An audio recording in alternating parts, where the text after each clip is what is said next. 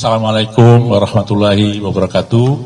Selamat sore, salam sejahtera bagi kita semua. Semoga pertemuan kita hari ini mendapatkan kelancaran, kemudahan dan kemanfaatannya. Amin ya. Pertama, syukur alhamdulillah dan terima kasih kepada khususnya teman-teman media.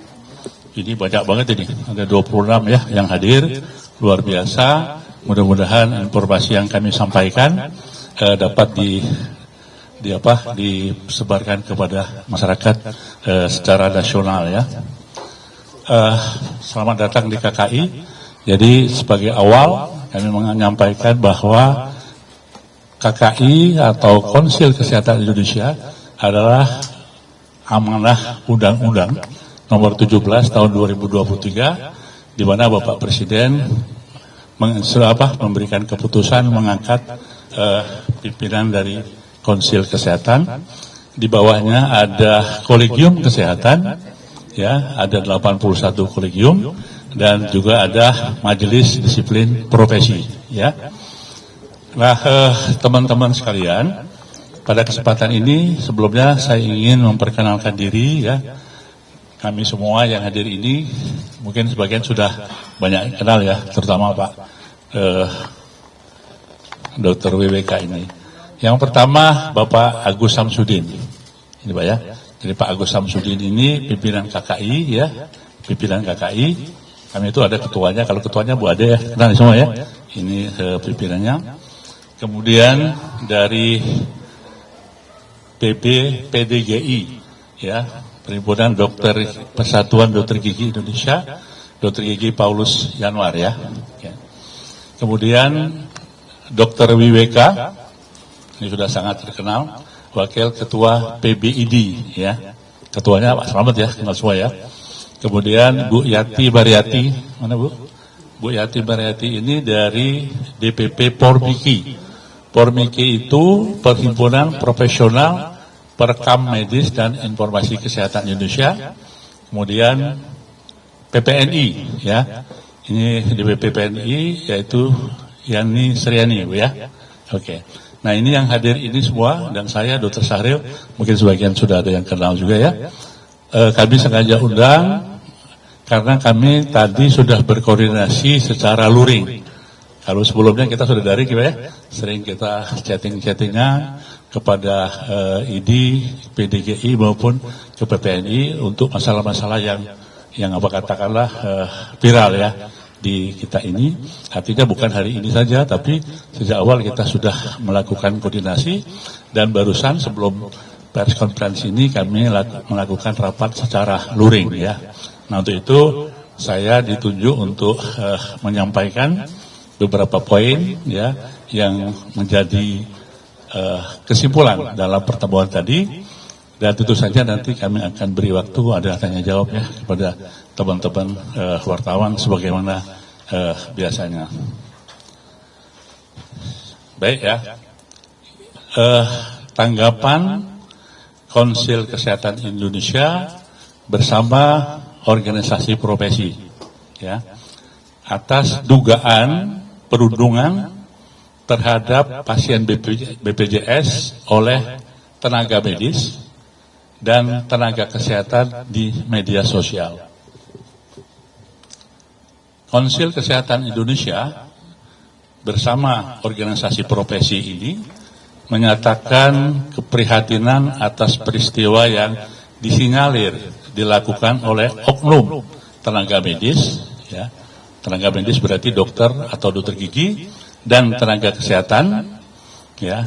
Tenaga kesehatan artinya perawat, bidan, kemudian gizi, psikologi, farmasi dan seterusnya melalui media sosial. Unggahan yang diduga memuat pernyataan tidak berempati atau nilai empati yang berpotensi merendahkan martabat pasien merupakan hal yang patut disesalkan. Sikap empati merupakan bagian yang tidak terpisahkan dari profesionalisme tenaga medis dan tenaga kesehatan. Oleh karena itu, penghormatan terhadap martabat manusia, termasuk pasien dan keluarganya, harus senantiasa dijaga dalam setiap bentuk komunikasi, baik di lingkungan pelayanan maupun di ruang digital. Pada prinsipnya, setiap tenaga medis, dokter dan dokter gigi dan tenaga kesehatan wajib menjalankan praktek profesinya dengan menjunjung tinggi profesionalisme, etika profesi, serta nilai-nilai kemanusiaan. Penggunaan media sosial juga harus dilakukan secara bijaksana dan bertanggung jawab dengan menghindari pernyataan yang dapat melukai pasien, keluarga pasien, dan masyarakat, maupun menurunkan kepercayaan terhadap profesi named maupun nakes. Saat ini, Konsil Kesehatan Indonesia bersama organisasi profesi yang terkait sedang melakukan penelusuran terhadap peristiwa tersebut sesuai dengan kewenangan masing-masing. Apabila dari hasil penelusuran ditemukan adanya pelanggaran,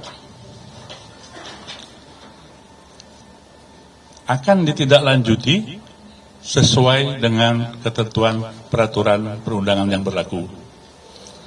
Selain itu, Konsil Kesehatan Indonesia berkoordinasi dengan institusi pendidikan serta fasilitas pelayanan kesehatan dan pemerintah daerah tempat yang bersangkutan menjalankan pendidikan maupun dia bekerja, agar masing-masing dapat melakukan pembinaan sesuai dengan kewenangan dan tanggung jawab. Sebagai informasi bahwa dokter itu ada yang dalam pendidikan, semacam koas atau pendidikan spesialis, kemudian juga perawat yang sedang mengambil profesinya.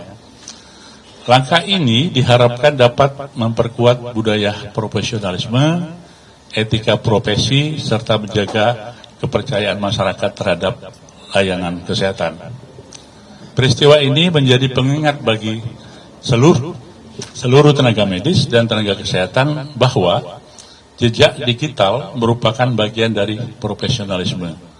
Setiap bentuk komunikasi di ruang digital hendaknya mencerminkan nilai-nilai luhur etika profesi.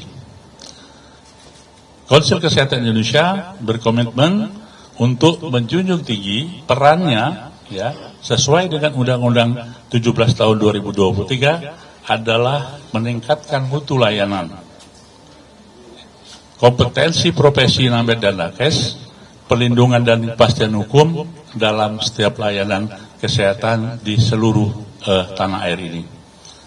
Demikian press release yang menjadi kesimpulan kami tadi rapat, dan selanjutnya kami beri kesempatan untuk bertanya kalau ada dan silakan Pak Agus untuk memimpin jalannya diskusi ini.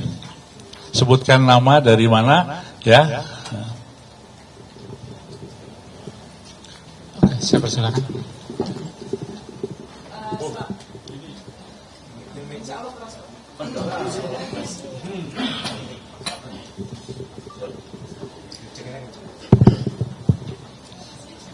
Diri boleh.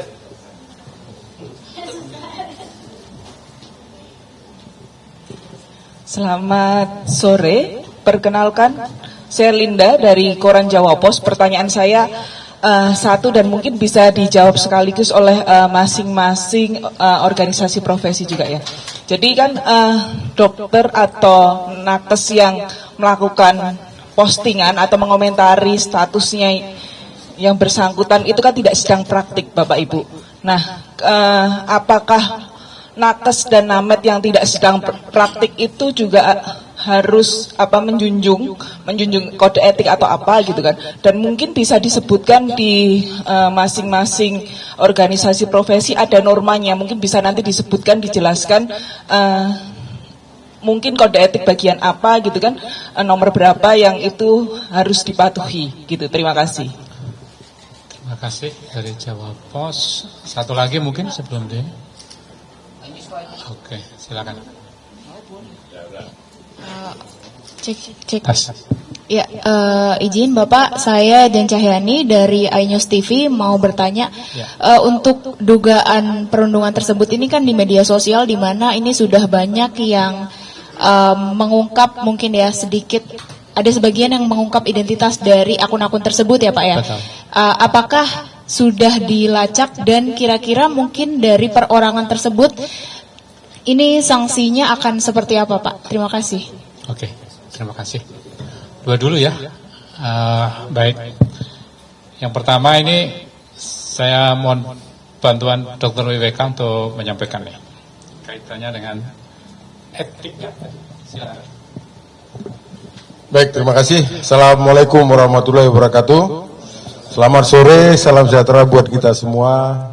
Salam, Om Swastiastu, Namo Buddhaya. Jadi tadi pertanyaan dari sahabat Jawa Pos. Orang Surabaya pasti ya. Jadi begini, kita di Ikatan Dokter Indonesia sangat concern tentang perkembangan ilmu pengetahuan dan teknologi. Jadi kita sudah mengantisipasi cukup jauh. Kami punya kode etik kedokteran dan kami punya fatwa etik.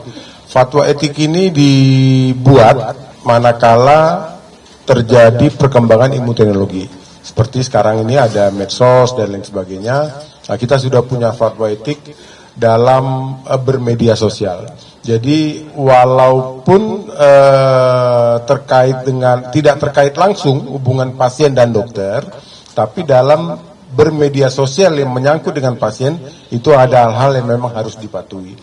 Nanti bisa dilihat kalau memang mau mencari referensinya, itu fatwa etik kita nomor 024 tahun 2021. Jadi sudah 5 tahun lalu kami sudah buat untuk bisa menjadi guideline bagi tenaga medis khususnya dokter dalam bermedia sosial. Di situ disebutkan kok mengedepankan profesionalisme, integritas dalam rangka menjaga martabat dan keluhuran profesi.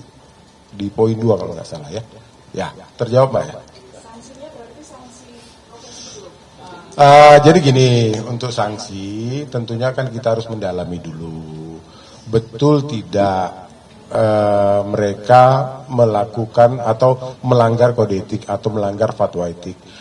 Kita punya mekanisme, tidak serta-merta langsung menjatuhkan. Pertama adalah kita tabayun dulu, kita panggil sejawat kita, benar nggak, kita klarifikasi lah. Kalau memang kita melihat nanti dari Majelis Kehormatan Etik Kedokteran, kita juga sudah menginstruksikan ke daerah, mereka menilai bahwa ini syarat dengan dugaan pelanggaran etik, baru dilakukan sidang etik. Jadi nanti di situ baru ketahuan dugaan pelanggarannya bagaimana. Sanksinya juga sesuai dengan gradasi dugaan pelanggaran. Tapi konsepnya kita tetap adalah pembinaan, karena etika itu perlu dilakukan pembinaan, drill yang berulang-ulang sehingga bisa menjadi budaya. Oke Mbak ya, terima kasih. Saya kira pertanyaan kedua tadi sekaligus sudah dijawab ya.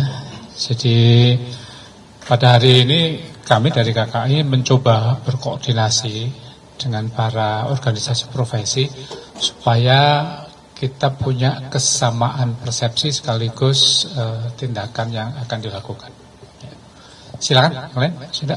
Oke, di tengah dulu ya, Mbak. Boleh. Tengah dulu. Nanti Mbak lagi. Ya. Terima kasih. Saya Dinda dari Tempo. Saya mau bertanya terkait soal budaya perundungan gitu ya. Perundungan ini sepertinya di dunia tenaga kesehatan itu lumayan banyak terjadi gitu ya. Gak hanya antar nakes, tapi juga ini baru terungkap nakes ke pasien juga gitu. Dan saya juga dapat beberapa cerita bahwa hal-hal seperti ini tuh lumayan sering terjadi, dan saya juga pernah mengalami gitu ya. Diperlakukan yang kurang baik lah gitu oleh nakes kita gitu. Nah itu apa ya penyebabnya ya? Budaya perundungan ini tuh kayaknya sangat kental gitu di lingkungan tenaga kesehatan.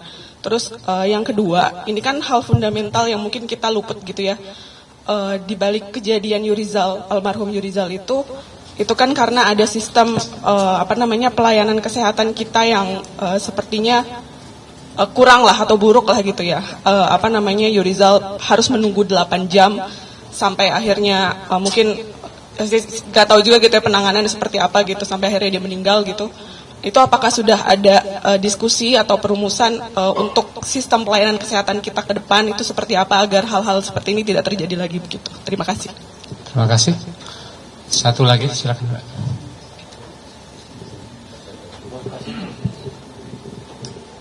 Baik, terima kasih. Saya Intan dari Kompas, harian Kompas. Ada 3 pertanyaan yang saya tanyakan. Yang pertama ini untuk KKI, apakah sejauh ini KKI sudah mengidentifikasi dokter ataupun nakes yang mungkin terlibat dalam perundungan ataupun penghinaan ke pasien ini? Jika memang sudah, ada berapa dokter atau nakes yang memang sejauh ini sudah teridentifikasi? Dan mungkin tadi kan sebenarnya mungkin akan diberikan sanksi. Kalau dari KKI sendiri sanksinya seperti apa? Apakah tadi pencabutan STR itu termasuk atau mungkin juga pemberhentian untuk misalnya tadi ada PPDS atau mungkin koas itu apakah kemudian diberhentikan begitu dari tempat bertugasnya? Itu yang pertama. Yang kedua untuk KKI juga atau mungkin juga kepada organisasi profesi, mungkin tadi kan sudah disampaikan ke Dokter WWK kalau memang sudah ada fatwa. Tapi apakah kemudian ini nanti akan dimasukkan ke peraturan yang memang secara baku dan secara spesifik menyatakan pelanggaran di media sosial begitu untuk tenaga kesehatan dan dokter-dokter ini? Dan yang ketiga mungkin saya sekaligus ingin tanya, apakah kemudian ada langkah proaktif begitu dari KKI atau mungkin organisasi profesi untuk menindaklanjuti ketika memang ada tenaga medis atau mungkin tenaga kesehatan yang memang melakukan hal serupa ini di media sosial. Jadi jangan sampai viral dulu begitu. Apa ada langkah antisipasi atau mungkin proaktif yang memang dilakukan secara rutin begitu dari KKI atau mungkin organisasi profesi? Terima kasih banyak. Terima kasih. Jadi dari pertemuan hari ini itu memang jadi salah satu pembelajaran yang bagus ya. Karena perubahan digital ini kan sekarang luar biasa ya. Yang ibaratnya itu perkembangannya sangat luar biasa. Dan teman-teman saya kira di wartawan udah sangat paham soal ini. Jadi kalau mengidentifikasi ya, kita sudah mengidentifikasi oleh karena hari ini itu makanya kita berkoordinasi dengan masing-masing OP ini untuk bisa melakukan tindak lanjut ya.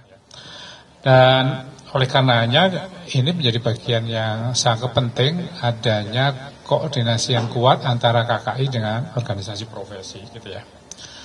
Nah, memang ini gejala sekarang ini agak sedikit berubah ya, karena setiap orang kan sekarang bisa komen apapun nih ya. Siapa ada di mana tidak jelas juga. Tetapi sejak digital itu kan tidak hilang. Itulah kenapa kemudian di dalam konteks ini kami juga nanti akan melakukan pembinaan secara khusus dari bagian pembinaan KKI terkait dengan hal-hal yang terkait dengan pembinaan penggunaan media sosial ini. Nah, sehingga ke depan memang perlu dibuat guideline yang lebih detail supaya ini tidak terulang dan tadi terkait dengan sanksi dan sebagainya. Nah, seperti tadi disampaikan, karena kita masih dalam tahap penelusuran, kami tidak bisa menyampaikan sanksinya seperti apa untuk sekarang ini ya. Nah, sehingga nanti inilah yang kemudian menjadi salah satu tindak lanjut. Nah, terkait dengan beberapa sistem kesehatan tadi pertanyaan dari teman-teman dari Tempo, saya persilakan Dr. Syahril mungkin bisa menjawab. Oke, terima kasih. Kalau saya tengok-tengok yang ya. Ya. Satu dulu ya, buat pemahaman bersama ya. Jadi dugaan pelanggaran yang dilakukan oleh NAMED itu dokter dan dokter gigi ya, termasuk spesialisnya. Kalau nakes itu perawat, bidan, farmasi, psikologi dan seterusnya. Itu bisa 3 dan bisa bersamaan. Satu adalah pelanggaran etika. Jadi kalau seorang praktek di ruang praktek itu ya, itu pelanggaran etika. Yang kedua pelanggaran disiplin profesi. Yang ketiga pelanggaran hukum. Paham ya? Dan 3-3 berbeda-beda itu. Nah, bisa satu di antara 3, 2 di antara 3 atau 3-3-nya. Banyak ya kasus yang di media sosial udah melanggar etika, melanggar disiplin profesi dan melanggar hukum. semuanya punya mekanisme. Itu yang pertama. Nah, yang kedua ini baru ini, kekerasan ya. Nanti masuknya ke perundungan tadi Pak ya. Kekerasan itu saat ini berkembang. Ada kekerasan yang virtual, ya, kekerasan verbal dulu, yang langsung dilakukan oleh Named dan Nakes, termasuk dibalik ya, masyarakat ke Named dan Nakes. Pada ada ya kemarin ya, kasus gitu, itu kekerasan verbal dengan ucapan yang membuat takut, intimidasi, macam-macam lah gitu ya. Tapi saat ini berkembang kekerasan virtual, betul nggak? Virtual ya? Oh iya dong, dengan yang komen-komen netizen itu sudah masuk kekerasan virtual. Nah itu kami tadi sepakat hadir. Yang diundang ini adalah ada 10 ya yang sudah terdeteksi. Dokter lebih banyak ya, itu nggak apa-apa. Ya, ada dokter gigi, ada PPNI, ada perawat. Nah ini aja, yang lain belum masuk. Mudah-mudahan tidak ada lagi. Dan ini menjadi yang ya terakhir kalau bisa ya. Ini kita undang karena OP ini mempunyai fungsi dan tanggung jawab juga dalam etika loh ya, etika profesi. Oke. Nah kemudian yang perundungan tadi Pak ya, tidak serta-merta kalau orang itu baru sekali, 2 kali melakukan itu perundungan. Yang disebut perundungan itu secara tersistematis. Ya, pernah dengar nggak? Terutama di PPDS di Palembang ya, itu bertahun-tahun dengan begini macam-macam perundungan, sehingga membuat PPDS itu takut, stres, kemudian macam-macam. Tapi kalau sekali itu tidak masuk dalam perundungan, itu dianggap sebagai kekerasan tadi ya, bisa kekerasan verbal atau kekerasan virtual. Nah sekarang bagaimana untuk melakukan budaya ini supaya tidak terulang? Memang ini kan kehidupan dunia seperti ini. Tidak mesti harus berhenti total biasanya ya. Ada yang bisa berulang dan sebagainya. Makanya KKI, Kementerian Kesehatan juga, dan para OP itu melakukan pembinaan dan pengawasan. Nah sekarang proaktifnya bagaimana ya? Jadi begini, kalau ada dugaan pelanggaran disiplin profesi, maka pasien dan keluarga itu mempunyai kewenangan untuk melaporkan langsung ke KKI melalui Majelis Disiplin Profesi. Itu ya, Majelis Profesi. Nah, kalau dia tidak dilaporkan, sekarang banyak sekali nih di media sosial ya, ada yang maaf ya, pelanggaran yang mengiklankan diri, perang tarif dan sebagainya, tapi nggak usah disinggung ya, karena di luar itu kita melihat perkembangan itu. Dan harapannya memang ada masyarakat yang melaporkan, supaya kita punya dasar untuk melakukan tindakan-tindakan itu. Nah, kasus ini mudah-mudahan tadi sudah sepakat kita tindak lanjuti, karena ini dugaan pelanggaran etika, yang khususnya adalah etika di dalam virtual, gitu ya, bukan langsung ke nakes kepada pasien gitu ya. Saya kira demikian. Dari sebelah sini. Dari mana? Zahira dari Kumparan. Ingin bertanya terkait Yurizal, korbannya. Iya. Tes. Ya, saya ingin bertanya terkait korban Yurizal itu sebenarnya dia dari rumah sakit mana dan kronologinya seperti apa bisa sampai 8 jam gitu menunggu. Mohon penjelasannya. Terima kasih. Oke, silakan Mas yang cowok dulu.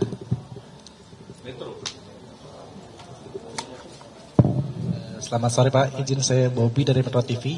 Izin bertanya Pak terkait dengan sanksi. Mungkin di sini teman-teman juga sama seperti saya ingin menanyakan dan mempertegas Pak terkait dengan sanksi. Meskipun masih dalam tahap penelusuran atau pendalaman, ini apakah bisa digambarkan dan dijelaskan mungkin sanksi terberat atau sanksi teringan ya yang akan terancam para nakes ini Pak? Karena jika berkaca pada pihak kepolisian kan juga bisa menyampaikan Pak, meskipun masa pendalaman, apakah sanksi terberatnya dan sanksi teringannya bagaimana gitu, berkaca pada undang-undang yang ada begitu. Dan mengenai tadi Pak yang rumah sakitnya penanganan lambat itu Pak, ini apakah akan dipanggil juga yang rumah sakitnya? Dan mengenai target penyelesaiannya Pak, ini mungkin juga masyarakat menunggu nih Pak, kan ini kan juga cukup membuat gerah masyarakat nih. Ini apakah ada target dari KKI kapan rundown-nya akan selesai dan akan memanggil nakes-nakes terkait itu? Terima kasih. Oke. Terakhir silakan. Sekalian ya Pak. Terima kasih. Mungkin pertanyaan saya agak mempertegas tadi yang dari Tempo. Sebelumnya saya Mareta dari di Jakarta Post. Yang ingin saya tanyakan apakah kalau kita lihat dari kasus ini kan ada indikasi perundungan ataupun ucapan nir empati tadi dari nakes ataupun Namet terhadap pasien BPJS. Apakah itu menunjukkan ada stigma terhadap peserta BPJS ataupun asuransi, tingkatannya kan berbeda-beda. Dan mengapa itu bisa terjadi dan seperti apa langkah untuk mengantisipasi ataupun mengatasinya agar tidak ada perbedaan pandangan terhadap pasien begitu. Dan kemudian yang kedua, mungkin bisa juga dari KKI dan teman dari organisasi profesi menambahkan tanggapan di samping kita melihat pelakunya ataupun nakes dan Namet yang berkomentar ini kan ada juga masalah sistem di baliknya, yaitu 8 jam terlambat penanganan itu. Apakah ada tanggapan soal pasien yang kurang diprioritaskan dalam layanan gawat darurat ataupun sistem rumah sakit, terutama karena BPJS. Gitu. Baik, terima kasih. Nanti sebagian Dr. Sahril yang akan membantu menjawab. Yang pertama, BPJS tidak ada stigma ya, menurut saya sangat penting ini. Bahkan menurut saya BPJS ini menjadi salah satu pilar di dalam pengobatan ya di Indonesia. Karena banyak sekali pasien-pasien yang memerlukan pertolongan karena dengan BPJS maka dia bisa survive. Contoh yang paling sederhana adalah pasien dialisis misalnya, yang harus cuci darah seminggu 2 kali, itu dengan BPJS dia lancarkan. Jadi saya mohon ini juga tidak digeneralisir, harus dilihat juga nanti kasus per kasus gitu ya. Kemudian yang kedua tentang sanksi, kami tentu saja tidak bisa spekulatif sekarang ini untuk menyatakan sanksinya ini dan sebagainya, karena kita masih mencoba menelusuri dan sekaligus menjawab tadi kita berkoordinasi juga dengan tadi disampaikan oleh Dr. Sahril dengan institusi ya, dengan Fasiankes di mana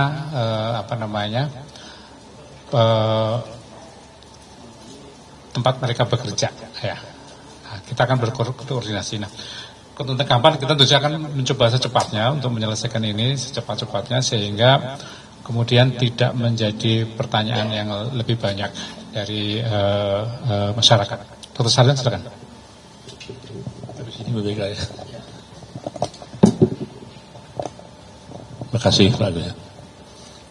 Mbak, pertanyaannya termasuk ada di benak kami bertanya, tolong dipending dulu ya, ini lagi diinvestigasi ya. Yang jelas rumah sakit yang melakukan kekerasan virtual sudah, ini ada 10, sudah ada di rumah sakit mana gitu ya. Bahkan statusnya ada yang PNS, ada yang PPDS ya, ada yang dokter umum, yang swasta, perawat juga di swasta, dokter gigi juga swasta, gitu ya. Nah rumah sakit ini, sebagaimana yang kami sampaikan tadi bahwa pembinaan dan pengawasan di lokasi tempat mereka bekerja itu menjadi tanggung jawab mereka juga. Jadi jangan sampai direktur tidak punya tanggung jawab loh membina itu. Kalau ada kasus ini dia juga kita minta proaktif, gitu ya. Nah, dalam kasus ini, maka termasuk ini kita minta untuk proaktif, ya. Jadi nanti yang proaktif untuk menelusuri ini adalah OP, kalau perawat ya perawat tuh ya, permiki, sama tempat dia bekerja rumah sakitnya, gitu ya. Jadi kita tunggu.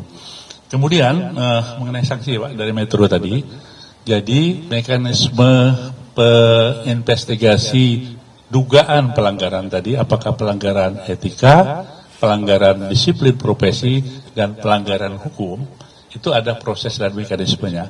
Makanya nanti kami akan melihat sejauh mana ini pelanggaran. Apakah hanya pelanggaran etika, karena dilakukan virtual kan?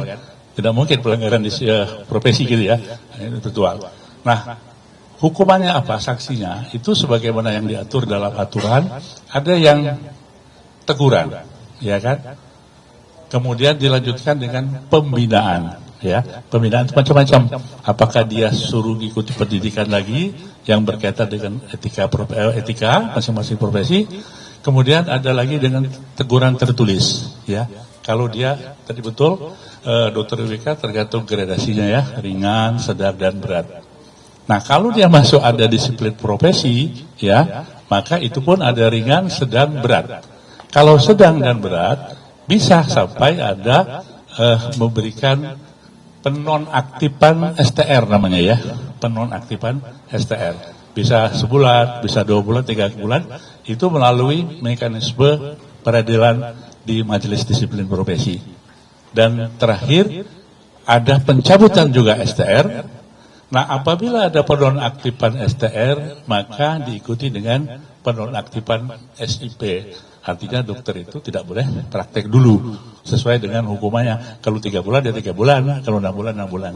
Itu Pak ya, yang perlu disampaikan. Dan stigma tadi Pak ya, kita harus yakin, BPJS ini menjadi bagian dari kita semua ya. Dan, nah sekarang, saya juga pengalaman memimpin beberapa rumah sakit. Memang pasien BPJS luar biasa banyak ya Pak, sehingga banyak rumah sakit itu kewalahan antara sarana yang dimiliki, SDM yang dimiliki dengan jumlah pasien Pak. Nah kalau pasien ada nunggu 2 jam, 3 jam, jangankan 8 jam, ada yang 1 hari, ada yang 2 hari Pak, karena memang ruangannya kosong, apalagi kalau membutuhkan ruang ICU Pak ya. Nah untuk itu tolong sampaikan kepada masyarakat, kalau memang ada rumah sakit yang lain, rujuk aja ke rumah sakit yang lain. Ya, minta, tolong dong kami ini dirujuk ke rumah sakit yang lain.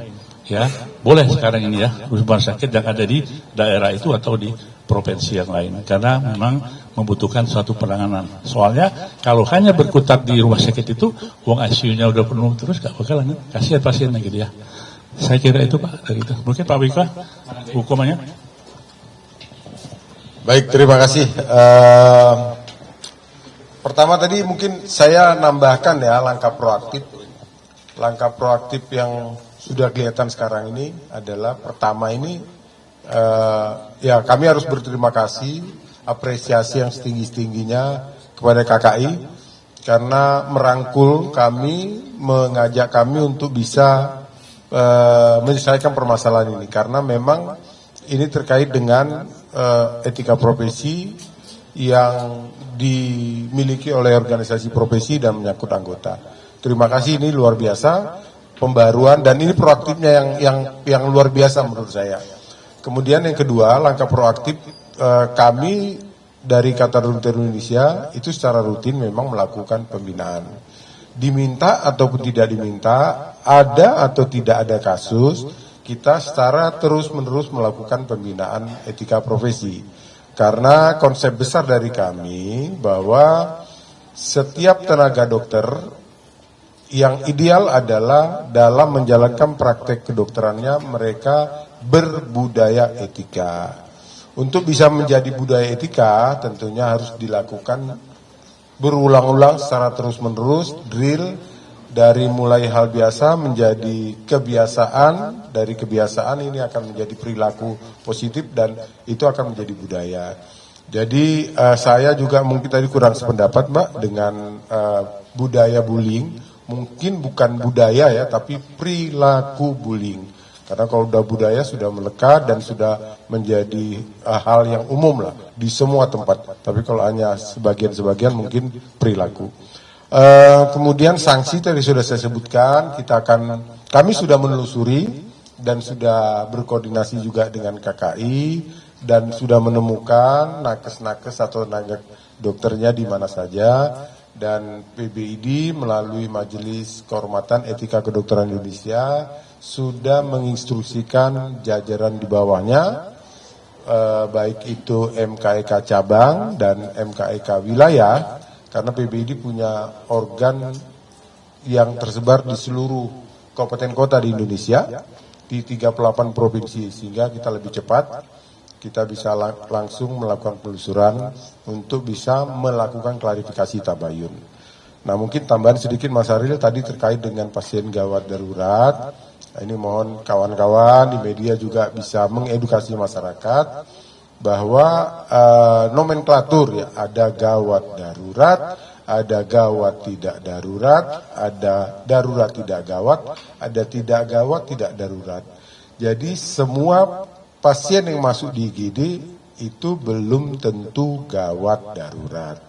Tentunya penanganannya tergantung dari kedaruratannya baru kegawatannya. Jadi ada konsep triase di sana, dibedakan, dan ini tidak bisa langsung dijudge ya. Don't judge the book by the cover. Jadi jangan masuk rumah sakit di IGD kemudian terjadi wah ini nggak begini, enggak. Tentunya ada triase di sana. Jadi untuk masalah ini yang kemarin kasusnya itu gawat darurat betul atau tidak, itu perlu penelitian lebih dalam lagi. Saya kira itu ya tambahan dari saya. Sekali lagi terima kasih KKI sudah melibatkan kami dari OP.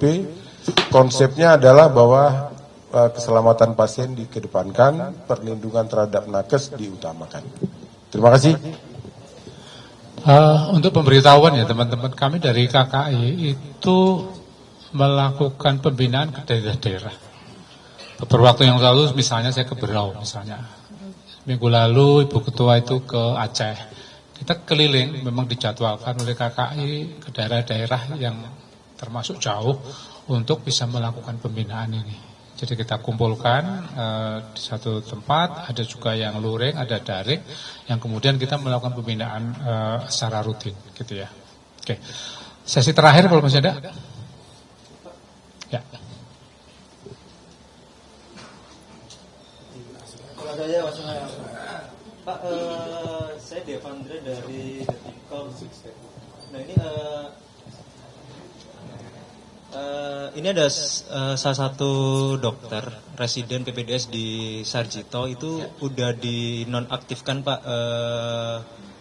kayak aktivitasnya dan dikembalikan ke UGM. Nah ini kalau kelanjutannya untuk pendidikannya gimana ya Pak? Oke, terima kasih Pak. Oke.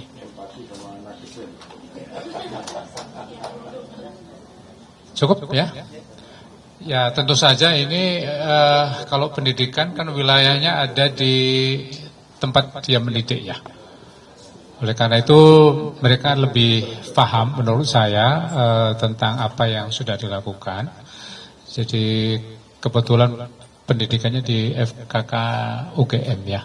Dan mereka sudah melakukan sesuatu dan ini menunjukkan komitmen juga saya kira dari UGM dan Sarjito telah melakukan action langsung terhadap yang bersangkutan. Baik, saya kira cukup. Sekali lagi terima kasih banyak atas kehadiran teman-teman. Terakhir, benar-benar terakhir ya. Iya, maaf. Ini mau mastiin aja tadi kan rumah sakit yang saya Cynthia dari kompas.com. Nah, mau memastikan aja tadi penegasan tadi identifikasi rumah sakit yang merawat Yurizan kan belum teridentifikasi ya Pak. Nah, mungkin kalau udah teridentifikasi, mungkin langkah dari KKI selanjutnya seperti apa gitu terhadap rumah sakit ataupun dokter yang saat itu menangani. Lalu mungkin bagaimana sih, boleh dijelasin nggak sih seharusnya SOP dari dokter dalam menangani pasien IGD dalam tanda kutip darurat ya? Kasih. Oke. Kayaknya Pak Sahril nih harus jawab. Tadi yang tanya Sarjito siapa? Masih dia? Teman-teman semua ya, kita mengapresiasi Kementerian Kesehatan dengan unit rumah sakit di daerahnya dan FK. Masih ingat gak ada PPDS yang dihentikan ya? Mata, anestesi, penyakit dalam ada ya, saya nggak usah sebut dari mana. Itu sudah merupakan langkah responsif dan tegas karena kejadiannya bukan hanya sekali tapi berulang, lapornya kencang sekali. Dan ternyata betul setelah dihentikan dengan maksud perbaikan, sekarang semuanya berbenah diri perbaikan. Coba nanti teman-teman wartawan cek sejauh mana tingkat perundungan menurun di 3 PPDS ini gitu ya. Nah termasuk Sarjito ini bukannya kesewenangan daripada direktur ya, tapi memang direktur harus menyelamatkan ya rumah sakit dan juga FK UGM ya, bahwasanya karena bukti sudah ada kan, tapi dalam proses tetap jadi sama kan. Kalau orang disidik kan kamu berhenti dulu gitu Pak ya, baru disidik gitu ya, karena pada saat dia menjabat nggak mungkin dia disidik ya. Tadi apa yang terakhir tadi apa tadi tanya? Oh apa? Oh jadi gini. Ini kasus ini kan unik ini, ya kasusnya unik ini ya, baru pertama ini terjadi gitu ya, masalah virtual ini. Nah tentu saja, sebagaimana saya akan mendukung statementnya Pak BGS, Pak Menteri kita, bahwa ini menjadi pembelajaran ya semua. Artinya satu fasilitas pelayanan kesehatan harus mempunyai standar, ya standar SDM, standar peralatan, kemudian standar tindakan dan standar semua. Ya, makanya ada izin rumah sakit, ada akreditasi rumah sakit, itu untuk memastikan itu. Nah kalau ada rumah sakit yang tidak mempunyai itu, maka dia akan di-grounded, bahkan akan ditutup ya. Jadi sampaikan ya, jadi semua rumah sakit harus mempunyai suatu standar, Pak ya, standar SDM, standar peralatan, standar sarana, maupun standar tindakan-tindakan dengan SOP yang jelas. Gitu Pak ya. Nah sehingga kalau IGD sudah ada SOP dengan baik, tinggal orangnya melakukan pelanggaran atau tidak, kan gitu kan. Biasanya jangankan SOP, peraturan yang kenceng pun bisa saja dilanggar oleh seseorang ya dengan maksud atau dengan alasan apapun, ketidaksengajaan atau kelalaian dan sebagainya. Jadi itu mohon juga pada kesempatan ini disampaikan kepada seluruh rumah sakit, puskesmas di Indonesia, semuanya harus introspeksi diri untuk melihat standar-standar yang harus diterima oleh masyarakat. Karena tujuan kita memberikan pelayanan masyarakat itu, yang pertama kan mutu harus bagus ya, nggak boleh dong mutunya ya. Nah, yang kedua kompetensi. Kompetensi bagaimana? Ya kalau dia dokter gigi ya kompetensi dokter gigi, dokter umum, kemudian perawat dan seterusnya. Harus memenuhi itu semua. Nah, terakhir yang penting, seluruh pasien kes dan nakes damet ini menjamin dan juga kepastian hukum. Jadi jangan sampai masyarakat diberlakukan sebagai objek-objek biasa. Dia harus dijamin tuh secara hukum, ya, dijamin secara hukum sehingga dia merasakan nyaman. Saya kira itu teman-teman semuanya, mudah-mudahan dengan pertemuan ini langsung saya tutup ya. Pertemuan ini kami mohon disampaikan kepada masyarakat, nakes dan namet bahwasanya hal-hal yang ini sebetulnya tidak perlu terjadi dan sangat ditekankan dengan kasus ini untuk berhati-hati, cerdas di dalam melakukan media sosial. Karena juga ada undang-undang ITE ya, yang akan mengancam kita apabila terjadi hal-hal yang memang melanggar pasal-pasal ITE. Gitu ya. Dari perawat tadi yang mau disampaikan? Terima kasih kepada KKI, Bapak Ibu semua. Kedengaran ya? Baik, terima kasih pada kesempatan ini kami dari PPNI ingin menyampaikan bahwa etika itu sangat penting ya dalam terutama dari profesi kami ya. Untuk itu sangat penting sekali bahwa etika itu sudah mulai ditanamkan mulai dari pendidikan mungkin ya. Jadi agar itu bisa tertanam dan menjadi habit yang akan dijalankan oleh nanti sebagai seorang perawat. Terima kasih. Ya, terima kasih Pak Sahril. Oh iya. Jangan ngulangin Pak Sahril. Iya. Maju lagi, Masya Allah. Saya tenar nanti Pak. Baik. Iya, terima kasih Pak Sahril. Saya dari Pormiki untuk perekamedis dan informasi kesehatan. Tentu tadi sejalan dengan apa yang disampaikan oleh KKI, jadi kami juga concern untuk melakukan juga pembinaan dan tentunya mendorong teman-teman PMIK untuk menjalankan praktek di layanan kesehatannya sesuai dengan etika ya. Jadi kita harus menjaga etika tentunya juga dalam bersosial media pastinya ini karena saat ini sudah menjadi concern kita di dalam bermesos yang baik begitu. Mungkin itu Pak dari saya dari Pormiki. Terima kasih. Assalamualaikum. Pormiki ya, yang rekam medis itu Pak ya, ya. Terima kasih. Saya Paulus Yanuar dari Persatuan Dokter Gigi Indonesia. Jadi sama seperti yang tadi teman-teman sudah sampaikan, bahwa bagi kami etika profesi itu dan profesionalisme menjadi suatu hal yang sangat penting. Jadi kalau tadi ditanyakan proaktif apa yang selama ini sudah dijalankan, selama ini etika maupun profesionalisme sudah diberikan sejak di bangku kuliah. Dan setelah menjadi dokter gigi, kami sebagai organisasi profesi juga senantiasa secara berkesinambungan dan rutin menyelenggarakan pembinaan etika dan profesionalisme.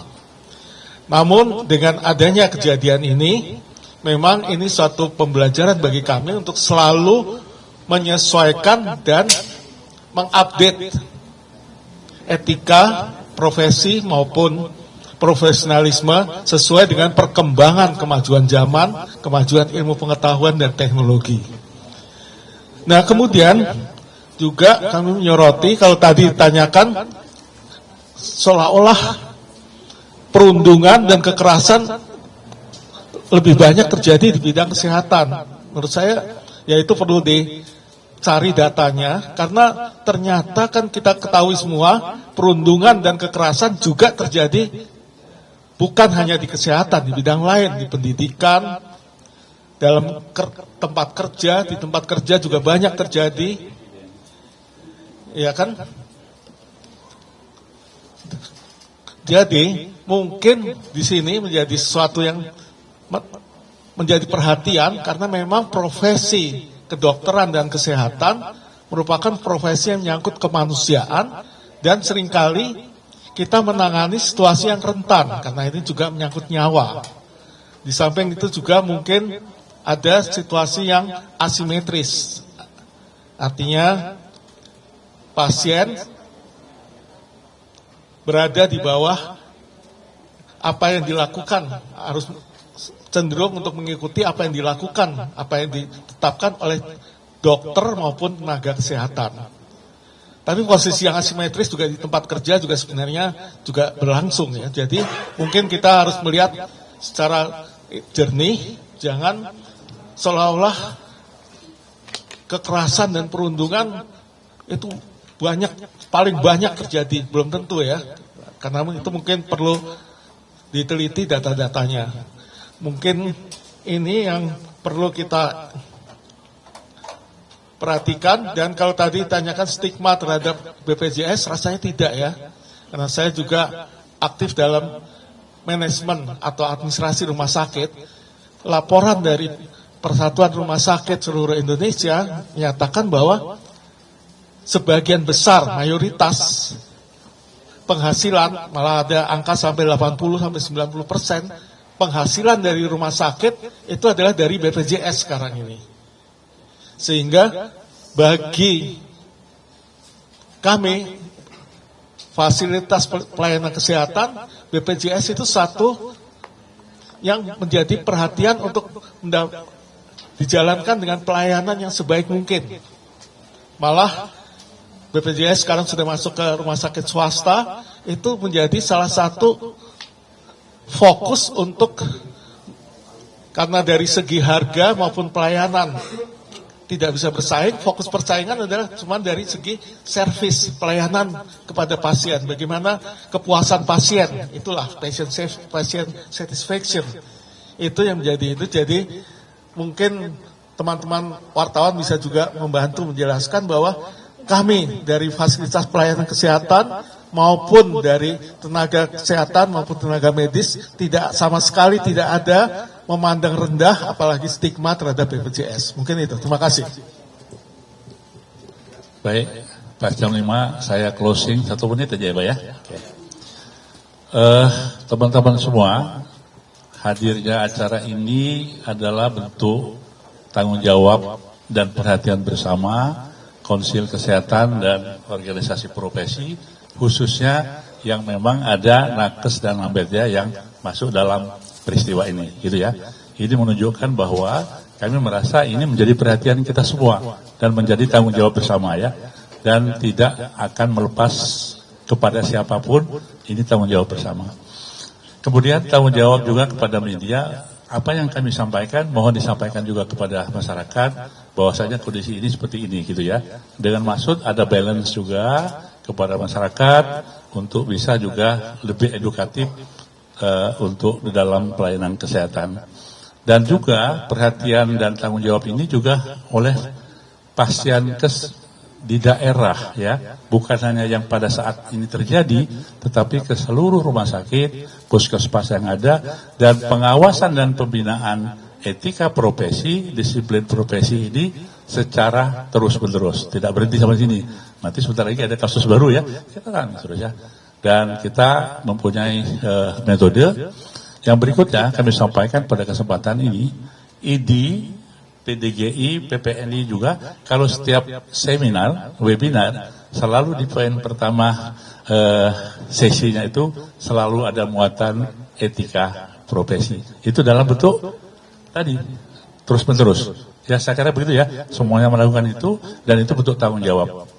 Dan teman-teman semua, mudah-mudahan kasus ini akan selesai, dan kita siap dengan kasus baru, yang tentu saja bisa aneh-aneh baru.